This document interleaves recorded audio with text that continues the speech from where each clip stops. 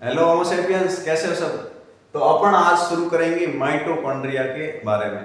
Channel को subscribe कर दीजिए। अभी माइटोकॉन्ड्रिया होता क्या है थोड़ा मैं आपको डिटेल में उससे अवगत करा देता हूं। माइटोकॉन्ड्रिया क्या होता है, देखो आपको जो संरचना दिख रही है सामने, ये आपकी माइटोकॉन्ड्रिया है। माइटोकॉन्ड्रिया कहाँ पाई जाती है? आपके कोशिका द्रव्य के अंदर पाई जाती है। तो अपन बेसिकली किसका अध्ययन कर रहे हैं? कोशिका का। अब कोशिका में किसका अध्ययन कर रहे हैं? कोशिका के अंदर पाए जाने वाले अंगों का अध्ययन। ठीक है, कोशिका के अंदर अंग क्या काम करते हैं? जो कोशिका की आकृति और उसकी जैविक प्रक्रिया को बनाए रखते हैं। तो उसके अंदर एक कोशिका अंग नाम है जिसका नाम है माइटोकॉन्ड्रिया। अब ये माइटोकॉन्ड्रिया किस प्रकार की संरचना से मिलकर बना है, इसके कार्य क्या क्या है, और हमारे शरीर में वो जो कोशिका के अंदर अंग पाया जा रहा है, कोशिका अंग, तो माइटोकॉन्ड्रिया हमारे शरीर के लिए किस प्रकार से काम करता है। ठीक है, तो संरचना पढ़ेंगे और कार्य पढ़ेंगे माइटोकॉन्ड्रिया के। तो आपको जो ये संरचना दिख रही है ये माइटोकॉन्ड्रिया है। अगर ऊपर से बेसिक देखा जाए तो ये आपके बाहरी झिल्ली है, इसकी क्या है? बाहरी झिल्ली। और ये आपकी जो अंदर दिख रही है ये है आंतरिक झिल्ली। ठीक है, बाहरी झिल्ली आपके इस प्रकार से द्विवलित होती है, तो ये दो झिल्लियां पाई जाती है माइटोकॉन्ड्रिया में। फिर यहाँ पे आपके एटीपी क्षेत्र पाए जाते हैं जहाँ एटीपी का निर्माण होता है। तो अपन बेसिक से शुरू करते हैं।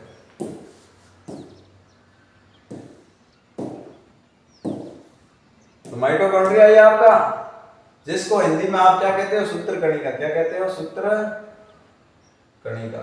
ठीक है, सूत्र कणिका का दूसरा नाम क्या?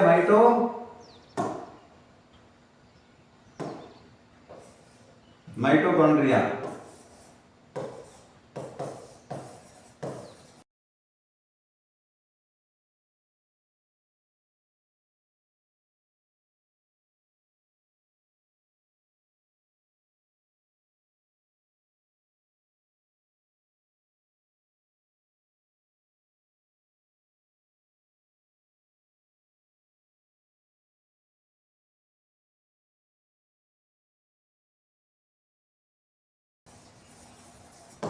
ठीक है, अब ये माइटोकॉन्ड्रिया क्या है आपको? ये एक कोशिका में पाया जाता है, कोशिका अंग है। क्या है? कोशिका अंग है।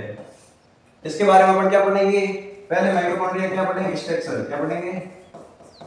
स्ट्रक्चर। फिर इसके फंक्शन। स्ट्रक्चर का मतलब हो गया संरचना। क्या हो गई? संरचना। और फिर इसके कार्य के बारे में अध्ययन करेंगे। ठीक है, आराम से देखेंगे, कोई समस्या नहीं होगी। अभी माइटोकॉन्ड्रिया होता कहां पे है? ये आपके कोशिका के स्थिति कहां है? कोशिका द्रव्य में पाया जाता है। किसमें? कोशिका द्रव्य में पाया जाता है। और आपके आकार कैसा होता है इसका? आकार होता है अंडाकार। कैसा होता है? अंडे के आकार, इस प्रकार से। ठीक है, इस प्रकार से आपको संरचना देखने को मिलेगी। अब अपन देखते हैं मेरुदंड एक बार। तो चलिए आगे। यकृत। अब देखो अपन क्या लेते हैं? यकृत। जो यकृत होता है आपके लिवर बोलते हैं, उपास्थि प्रक्रिया में प्रमुख भूमिका। अब ये जो यकृत है, यकृत के अंदर आपके आप जाओगे, ये वाली संरचना जो आपको दिख रही है यहाँ पे, ये आपका क्या है? यकृत है। क्या है? ये पूरी संरचना यकृत की। इस यकृत के अंदर आप बहुत सारी कोशिकाएं, इस प्रकार की कोशिकाएं देखेंगे। कितनी सुंदर डिजाइन है। ठीक है, ये यकृत के अंदर की आंतरिक कोशिकाएं हैं। अभी आंतरिक कोशिकाओं के अंदर अपन एक कोशिका को लेंगे, तो एक कोशिका का नजारा ये है, अंदर कोशिका के अंदर का नजारा, जिसमें एक केंद्रक होता है। ये आपके क्या? अंतर पर्दे जालिका है। फिर गोल्जी का उपकरण है, राइबोसोम है। इस प्रकार से क्या आपका कोशिका के अंदर जो यहाँ पे एक संरचना दिखाई दे रही है, आपके माइटोकॉन्ड्रिया। क्या है? माइटोकॉन्ड्रिया। ये आ रही है आपके। इस प्रकार की संरचना जो अंडाकार होती है उसको माइटोकॉन्ड्रिया कहते हैं। ठीक है, अब इस अंडाकार संरचना का जो साइज है वो कितनी होती है? तो इस अंडाकार, इसका व्यास होता है 1.5 से 1 तक 1 माइक्रोमीटर। कितना? 0.5 से 1 माइक्रोमीटर। इसका क्या होता है? व्यास। व्यास का मतलब हो गया ये जो आपको यहां से, अगर आप यहां से यहां तक की लंबाई मापोगे तो यहाँ पे कितना है? 0.5 से 1 माइक्रो एम। ठीक है, किसी में छोटा थोड़ा बहुत ऊपर नीचे हो सकता है। ये आपके व्यास होता है।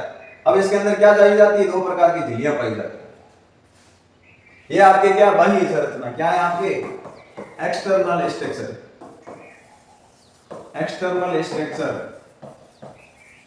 हम देख रहे हैं एक्सटर्नल स्ट्रक्चर, इसमें ये आपकी एक्सटर्नल मेम्ब्रेन है, बाहरी झिल्ली, और ये आपकी आंतरिक झिल्ली। कौन सी? ये वाली जो आपको मोड़ी हुई दिख रही है, ये आपकी क्या है? पूरी आंतरिक झिल्ली का निर्माण कर रही है। और ये जो आप देख रही है, ये आपके क्या है? बाहरी झिल्ली है। क्या है? बाहरी। दो झिल्लियां पाई जाती है, आंतरिक झिल्ली और बाहरी झिल्ली। अब देखो, बाहरी झिल्ली के अंदर इस प्रकार की संरचना पाई जाती है जिसको बोलते हैं पोरिन या समाकलित प्रोटीन। ये प्रोटीन पदार्थों के आदान प्रदान में सहायता करता है। फिर दूसरा, अब एक क्रिस्टी नाम आता है। क्या आता है? क्रिस्टी। जो आपने देखी थी आंतरिक तह, किसकी? माइटोकॉन्ड्रिया की आंतरिक झिल्ली, उसके अंदर इस प्रकार की वलित संरचना है। ये जो वलित संरचना दिख रही है ऐसे, आप छोटे रूप में देखें तो इस प्रकार से जो वलित संरचना है वो आपके क्या कहलाती है? आपकी क्रिस्टी कहलाती है। क्या कहलाती है? क्रिस्टी। ठीक है, तो माइटोकॉन्ड्रिया आंतरिक सतह में क्या पाई जाती है? क्रिस्टी पाई जाती है। और ये जो क्रिस्टी के बीच में ये जो खाली जगह दिख रही है, ये खाली जगह दिख रही है, ये खाली जगह, इसको बोलते हैं अंतर झिल्ली अवकाश। दो झिल्लियों के बीच का खाली जगह, अंतर झिल्ली अवकाशिका। अवकाश का मतलब क्या होता है? खाली या छुट्टी। तो इसके बाद अब इसके अलावा इस आंतरिक झिल्ली के अंदर एक एटीपी सिंथेज, आंतरिक झिल्ली के अंदर, आंतरिक झिल्ली का मतलब मैं बोल रहा हूं, ये जो आपको झिल्ली दिख रही है ऐसे, इस झिल्ली की संरचना में यहाँ पे बहुत सारे क्या पाए जाते हैं? एटीपी सिंथेज के इस प्रकार का सिस्टम पाया जाता है। ये आपको दिख रहा है, ये प्रोटीन का बना हुआ है, और ये आपके क्या करता है? अणुओं को जोड़ता है। ये आपकी संरचना क्या करती है? एटीपी संश्लेषण का कार्य करता है। तो प्रोटीन जो आपके आंतरिक झिल्ली है उसके अंदर प्रोटीन सिंथेज नाम के क्या पाया जाता है? एंजाइम और स्थल पाया जाता है एटीपी सिंथेज का, और वो एटीपी का संश्लेषण करता है। क्या करता है? ATP synthesis. तो सबसे इंपॉर्टेंट काम माइटोकॉन्ड्रिया का यही है। क्या है? एटीपी का संश्लेषण करना। अब ये देखो, ये पोरिन समाकलित प्रोटीन है, जैसे आपके क्या करती है? एटीपी का संश्लेषण, एटीपी को संश्लेषित करती है, जो वहां कहां है? एटीपी के स्थल के अंदर। अब आंतरिक संरचना, माइटोकॉन्ड्रिया की आंतरिक झिल्ली के अंदर क्या क्या पाया जाता है? तो एक श्रृंखला अभिक्रिया के लिए एंजाइम, तो आपके ये सैन रिएक्शन होती है ईटी शक्कर में, ईटीसी शक्कर में, इलेक्ट्रॉन ट्रांसफर साइकिल में, वहां आपकी क्या होती है? श्रृंखला अभिक्रिया। उसमें जो एंजाइम का चाहिए होते हैं वो सारे एंजाइम कहां होते हैं? इसके अंदर। और इसके अंदर क्या है? क्रेब्स चक्र को, जो क्रेब चक्र को चलाने के एंजाइम होते हैं वो भी किस में पाया जाता है? माइटोकॉन्ड्रिया के अंदर। इसके अंदर 70S खुद के राइबोसोम पाए जाते हैं, जो प्रोटीन का क्या करते हैं? संश्लेषण। राइबोसोम का कार्य क्या है? प्रोटीन संश्लेषण करना। उसके अलावा इसका अपना एक गोलाकार सूत्रकणी का डीएनए पाया जाता है। माइटोकॉन्ड्रिया का अपना क्या होता है? डीएनए।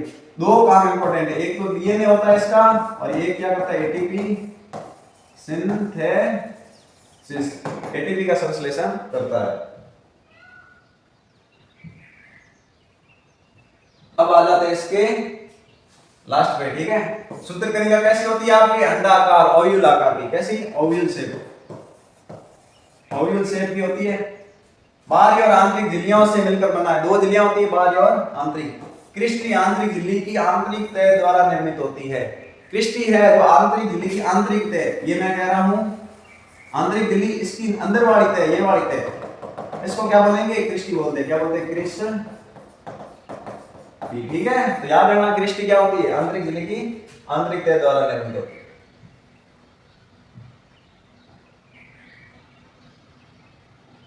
अब देखो, आंतरिक झिल्ली एटीपी सिंथेज जैसे एंजाइम और इलेक्ट्रॉन परिवहन श्रृंखला में अंतर्निहित एंजाइम। आंतरिक झिल्ली के अंदर क्या पाए जाते हैं? एटीपी सिंथेज एंजाइम, एटीपी का संश्लेषण करने वाला एंजाइम। और ईटीसी में जो एंजाइम होते हैं, इलेक्ट्रॉन ट्रांसफर चेन रिएक्शन होती है, उसके अंदर जो एंजाइम चाहिए होते हैं वो किसमें पाए जाते हैं? आपके आंतरिक झिल्ली के अंदर। अधात्री में क्रेब साइकिल और श्रृंखला अभिक्रिया के लिए कई एंजाइम होते हैं।